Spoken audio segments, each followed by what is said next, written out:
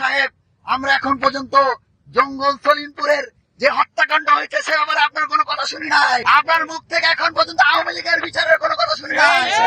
খবর দে, চাঁদাবাজের খবর দে, হাদি হলে খবর দে, চাঁদাবাজের খবর দে, হাদি হলে খবর দে, চাঁদাবাজের খবর দে, সূর্য সেনে খবর দে, চাঁদাবাজের খবর দে, মুহসিনে খবর দে, চাঁদাবাজের খবর দে, চাঁদাবাজের ঠিকানা ডাইরেক্ট অ্যাকশন, চাঁদাবাজির বিরুদ্ধে, ডাইরেক্ট অ্যাকশন, সন্ত্রাসের বিরুদ্ধে, হলে হলে খবর দে, চাঁদাবাজের খবর দে, হলে হলে খবর দে, চাঁদাবাজের খবর দে, মুহসিনে খবর দে, চাঁদাবাজের খবর দে।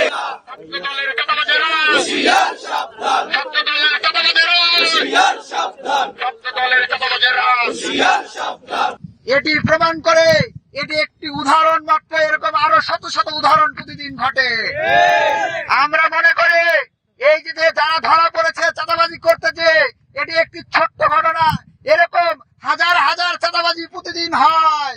এই চাঁদাবাজিরা টিএসসিতে চাঁদাবাজি করে, সেন্ট্রাল লাইব্রেরির সামনে নিউ মার্কেট বানিয়ে চাঁদাবাজি করে, নীলক্ষেতে চাঁদাবাজি করে এবং মেট্রো রেলের নিচে দোকান বসিয়ে চাঁদাবাজি করে।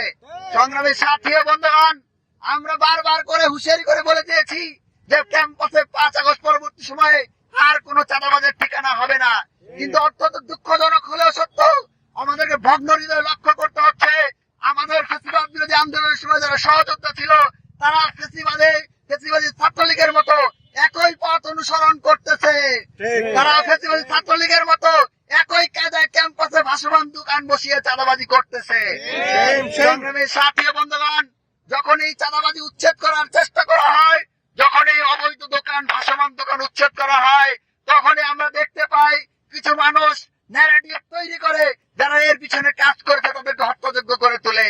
সংগ্রামী সাথী ও বন্ধুগণ, আমরা দেখতে পেয়েছি ডাকসুর নেতৃবৃন্দ সহ যারা যারা এই ধরনের হকার উচ্ছেদের সাথে জড়িত ছিল, যারা যারা অবৈধ কাজের উচ্ছেদের সাথে জড়িত ছিল, প্রত্যেকের বিরুদ্ধে কি পরিমাণ বিশুদ্ধার, কি পরিমাণ লম্বা লম্বা কলাম আমরা পত্রিকায় লিখতে দেখেছি। সংগ্রামী সাথী ও বন্ধুগণ, আমরা একটি আশা নিয়ে এই জাতীয় নির্বাচনের জন্য অপেক্ষা করছিলাম। আমরা আশা করেছিলাম নির্বাচনের কথা চিন্তা করে হলো এই চাঁদাবাজিরা চাঁদাবাজি বন্ধ রাখবে এবং শিক্ষার্থীদের কথা চিন্তা করে এই ধরনের অন্যায় কাজের সাথে জড়িত হবে না। কিন্তু আমরা দেখতে পেলাম যে তারেক রহমান সাহেব এসে বললেন আই হ্যাভ এ প্ল্যান, আর আই হ্যাভ এ প্ল্যানের পর থেকে আমরা দেখতে পেলাম যে কতগুলো হত্যাকাণ্ড সংঘটিত হইল। আমরা আই হ্যাভ এ প্ল্যান বলার পর দেখতে পেলাম জায়গায় জায়গায় চাঁদাবাজি হচ্ছে। আমরা দেখতে পেলাম নিজের দলের মধ্যে দুই গ্রুপে মারামারি হচ্ছে। তারেক রহমান সাহেব, আপনার চাঁদাবাজি দল এই ছাত্র দলকে সামলান। আপনি যদি এই ছাত্র দলকে চাঁদাবাজি থেকে সামলাইতে না পারেন, ছাত্র জনতা জানে কিভাবে এই চাঁদাবাজকে সামলাতে হয়। যেভাবে ছাত্রলীগকে সামলিয়েছে, যেভাবে ছাত্রলীগকে প্রতিরোধ করেছে, ঠিক একই ভাবে ছাত্র দলের চাঁদাবাজদেরকেও প্রতিরোধ করার জন্য ছাত্র জনতা প্রস্তুত আছে। সংগ্রামের সাথী ও বন্ধুগণ, আমরা ছাত্র দল এবং ছাত্র শক্তির প্রতি আহ্বান জানাবো, আপনাদের যে সকল নেতৃবৃন্দ কর্মীরা এই চাঁদাবাজির সাথে জড়িত ছিল, কাল বিলম্ব না করে তাদের বিরুদ্ধে ব্যবস্থা গ্রহণ করুন। যদি আপনারা সেই ব্যবস্থা গ্রহণ করতে ব্যর্থ হন, তাহলে আমরা মনে করব এই চাঁদাবাজির সাথে ছাত্র দল সমগ্র দলীয় ভাবে তারা জড়িত এবং দলীয় অভিভাবক হিসেবে তারেক রহমান এই চাঁদাবাজির সাথে জড়িত। সুতরাং এখনো সময় আছে, কাল বিলম্ব না করে এই চাঁদাবাজদেরকে বিরুদ্ধে ব্যবস্থা গ্রহণ করুন। বিশ্ববিদ্যালয় প্রশাসনের প্রতি আহ্বান জানাবো, কাল বিলম্ব না করে এই চাঁদাবাজদের হলের সিট ক্যান্সেল করতে হবে। এই চাঁদাবাজদের বিরুদ্ধে কাল বিলম্ব না করে ব্যবস্থা গ্রহণ করে তাদের ছাত্রত্ব বাতিল করতে হবে। সংগ্রামের সাথী বন্ধুগণ, একই সাথে সাথে বিগত দিনে হকার উচ্ছেদ করতে গেলে যারা যারা হকার উচ্ছেদের বিরুদ্ধে দাঁড়িয়ে চাঁদাবাজির পক্ষে অবস্থান করেছে, চাঁদাবাজের বৈধতা দিয়েছে, তাদের প্রত্যেকের বিরুদ্ধে গণপ্রতিরোধ গড়ে তুলতে হবে। যারা যারা বয়ান উৎপাদন করেছে, যারা যারা এই চাঁদাবাজকে ইস্টাবলিশ করার জন্য কথা বলেছে, প্রত্যেকের বিরুদ্ধে আইনগত ব্যবস্থা গ্রহণ করতে হবে। কারণ আমরা মনে করি এরা এই চাঁদাবাজদের কাছ থেকে মাসোহারা পাওয়ার মাধ্যমে এই চাঁদাবাজের পক্ষে তারা কথা বলছে। তারেক রহমান সাহেব আবারও হুঁশিয়ারি করে বলে দিচ্ছে, আপনার দলের চাঁদাবাজদেরকে সামলান। তা না হইলে বাংলাদেশের মাটিতে দাঁড়ানোর জায়গা খুঁজে পাবেন না। দেশবাসীর প্রতি আহ্বান জানাবো, প্রিয় দেশবাসী, আমরা জুলাই পরবর্তী সময়ে বাংলাদেশে আর কোন সন্ত্রাস দেখতে চাই না, আর কোন চাঁদাবাজ দেখতে চাই না, আর কোন দুর্নীতি দেখতে চাই না। আমরা দেখতে পেয়েছি চট্টগ্রামের সন্দ্বীপে বিএনপি কার্যালয়ের মধ্যে কিভাবে এক র্যাব সদস্যকে পিটিয়ে গুলি করে নির্মমভাবে হত্যা করা হয়েছে।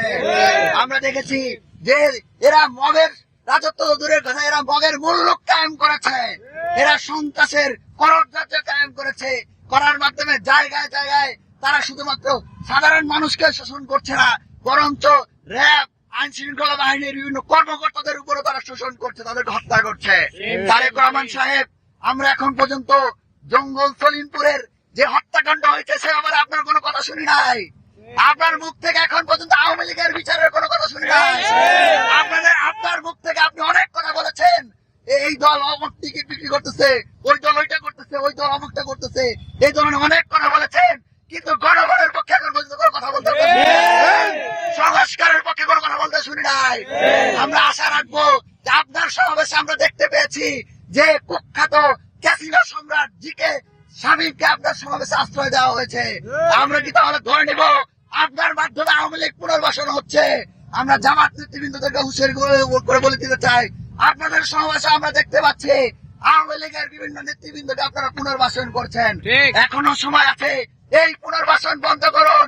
তারেক রহমান সাহেব, আওয়ামী লীগ নিষিদ্ধের পরে আওয়ামী লীগের বিচারের ব্যাপারে কথা বলুন, এবং আপনার যে ইশতেহার, সেই ইশতেহারে বিচারের কথা উল্লেখ করুন, সংস্কারের কথা উল্লেখ করুন, গণভোটের কথা উল্লেখ করুন, এবং এই চাঁদাবাজদের বিরুদ্ধে ব্যবস্থা গ্রহণ করুন। যদি তা ব্যবস্থা গ্রহণ করতে যদি ব্যর্থ হন, তাহলে আপনার বিরুদ্ধে, আপনার দলের বিরুদ্ধে, এই চাঁদাবাজদের বিরুদ্ধে ছাত্র সমাজ, ছাত্র জনতা গণ প্রতিরোধ গড়ে তুলে ব্যালটের মাধ্যমে